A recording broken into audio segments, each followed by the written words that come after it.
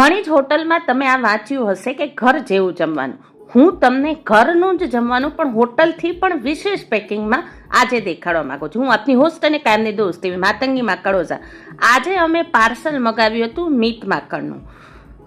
તમે બધા જાણો જ છો કે હું ઝોમેટો ને સ્વિગીમાંથી લગભગ રાજકોટના દરેક રેસ્ટોરન્ટમાંથી મેં પાર્સલ મગાવ્યા હશે, પણ આ પાર્સલ મને એટલે સારું લાગ્યું કે દાળનું કે શાકનું તેલ રોટલીમાં ગયું નહોતું, ભાત પણ ક્લિયર હતા, બધું જ પોતપોતાની જગ્યાએ હતું, ક્યાંય એકબીજામાં ઢોળાણું નહોતું. અને ટિફિનમાં એક સંભારો, એક કઠોળનું શાક, એક ગ્રીન વેજીટેબલનું શાક, દાળ, ભાત અને આજ તો ખાસ નાગરી અડદની દાળ કાળી હતી.